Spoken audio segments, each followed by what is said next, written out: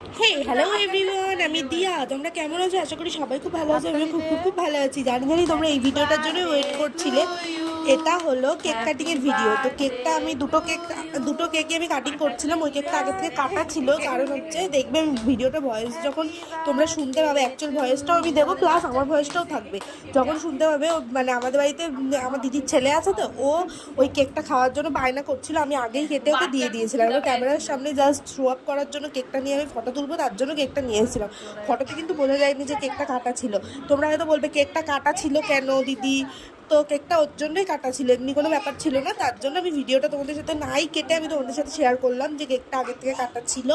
তো দেখো cake cutting ভিডিওটা কেমন লাগলো। আমি তো সবাইকে খাইয়ে দিচ্ছি, মা, মামুনি, দিদি, তারপরে আমার বোন ছিল, তারপরে দিদির ছেলে ছিল, সবাইকে আমি খাইয়ে দিচ্ছি। কেক কাটিং মুহূর্তটা একটা আলাদাই মুহূর্ত বলো। আর এই যে এই কেকটা ছিল রসমালাই কেক, যেটা হচ্ছে আমার বর আমার জন্য অর্ডার করেছিল। তো কিনে এনে মনে কেকটা বসায় দেয় বল। অসাধারণ খেতে ছিল। আর পাশের কেকটাও ভালো ছিল। ওটা যে তোমরা তো জানো, ওটা মিও আমরের কেক ছিল। মিও আমরের কেক ছিল হচ্ছে তোমার চকলেট ফ্লেভারের কেকটা ছিল, ওটাও ভালো লাগে। মিও আমরের কেক তো ভালোই লাগে। আর এটা কাস্টমাইজ করা কেক ছিল, রসমালাই কেক ছিল, এটাও খুব সুন্দর ছিল। তো ভিডিওটা তোমাদের কেমন লাগলো সেটা একটু আমাকে জানিও, ঠিক আছে তোমরা?